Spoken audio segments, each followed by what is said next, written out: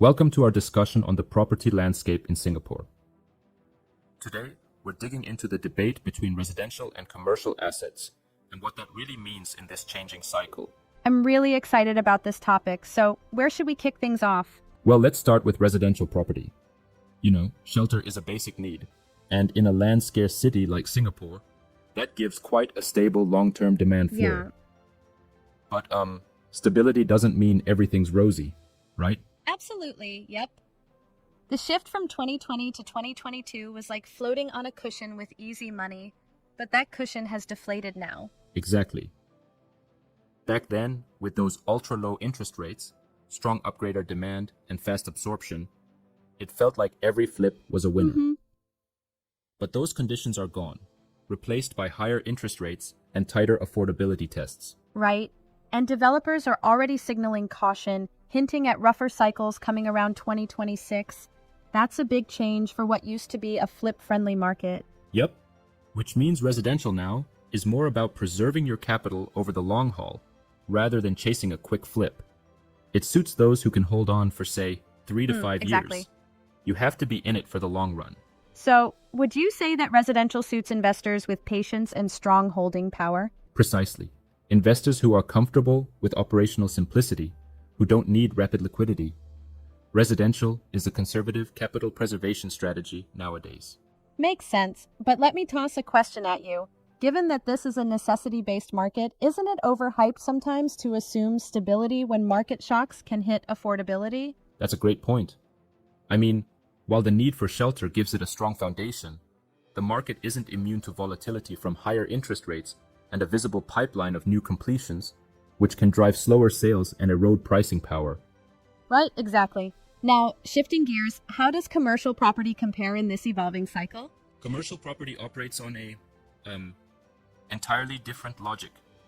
Instead of being driven by household formation, its demand is tied to business performance and, economic expansion.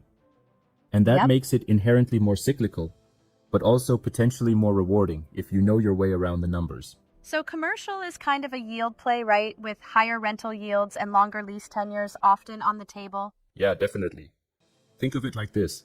Residential is like a reliable sedan you drive every day, whereas commercial, if you understand the metrics, like the debt service coverage ratio, it's like a high-performance car that demands more attention but can really pay off. Exactly. But doesn't that also mean commercial is trickier, especially with risks like vacancy and refinancing exposures? Right, it absolutely can be. Commercial assets are more mathematical, less emotional. If you're not comfortable reading lease structures, tenant covenants and such, you could quickly face escalating downsides. Yeah, I see what you mean. And that's why many investors who lack the institutional prowess might tend to overlook commercial, even if it offers stronger yield potential. Precisely. The commercial market forces you to think like an institution, and that discipline, while potentially rewarding, is not for every retail investor. It's interesting because it almost forces a kind of financial literacy. You need to really understand financial statements and macro indicators. Exactly. And then within commercial, you also have to consider that not all segments behave the same. Office spaces, for instance, are very much tied to GDP growth and corporate expansion. Yep. Meanwhile, retail assets operate like ecosystems. You need the right tenant mix, or you risk a drop in footfall, which can destabilize the asset. And don't get me started on the infrastructure angle. It's like improved links between Singapore and Johor Bahru can boost residential appeal on one hand, but can also shift retail spending across borders. Right, exactly. It's so fascinating how a single infrastructure project can benefit one asset class while pressuring another. It shows that there's no one-size-fits-all statement like infrastructure equals appreciation. So, if we think logically, it's about risk comparison. What's the rundown between the two? For residential, the advantages are clear. Consistent demand due to land scarcity, simpler financing, and operational ease. But then you have limitations like slower yield growth and liquidity risks in weaker years. Right, exactly. And for commercial, the upside includes higher yield potential, the advantage of longer leases, and room for financial structuring, but it's more economically sensitive with higher vacancy risks and refinancing challenges. Absolutely. Neither asset class is inherently superior.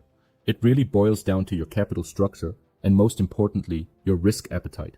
Yep, I agree. Speaking of which, there's this interesting notion of the institutional signal. How do you read that? Oh, definitely. That's critical. Big players like large developers and institutional lenders are operating on forward projections. If they're signaling caution about conditions in 2026, their models are predicting supply pressures and Right on. financing friction. Retail investors, however, often react late because they rely on recent memories rather than forward thinking. And that gap creates mispricing, right? Retail investors might inadvertently jump on trends that institutions have already factored out. Exactly. This gap is where risk can build quietly until it becomes an issue. It highlights why blind copying of someone else's strategy without personal alignment is dangerous. That's insightful. So, bringing it all together, which asset class makes more sense now, residential or commercial? Well, that really hinges on what your objectives are. If you need stability, predictability, and you're in it for the long haul, residential is your go-to, even with its slower growth. Yep, exactly. But if you're chasing yield and are prepared to actively manage the nuances of leasing, refinancing, and economic cycles, commercial might offer a stronger upside. And it seems like the decision really rests on your personal financial architecture, your cash flow strength, debt tolerance, time horizon, and risk appetite. Right, and let's be clear. This isn't about universally declaring one asset class as better. It's about alignment. Matching the type of property with your own financial needs and psychological tolerance for market cycles. Oh, I couldn't agree more. Now, I do have one small critique here. Aren't there times when a blend of both might be right, like diversification across these different risk profiles? Absolutely. Diversification can be a smart strategy, but the point here is to evaluate each asset class on its own merits before considering how they might work together in a portfolio. You Yeah, have to that's understand each asset's dynamics first before blending them in. This also begs the question, how should investors proceed if they're, reviewing their portfolios right now? That's a key takeaway. It's a good time to reevaluate your positioning well before the projected 2026 conditions take full effect. Investors should be deliberate and not driven by past cycle memories. Really important to not be emotional about it.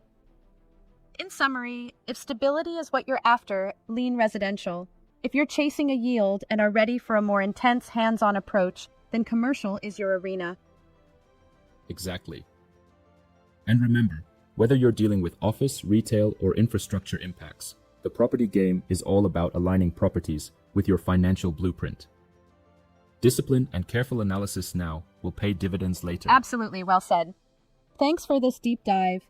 It's been an engaging conversation, full of solid insights on balancing the stability and yield aspects, all while navigating what's bound to be a challenging cycle. Thank you. It's always a pleasure to peel back the layers and see how these factors interplay in such a dynamic market. Until next time, keep analyzing and stay disciplined.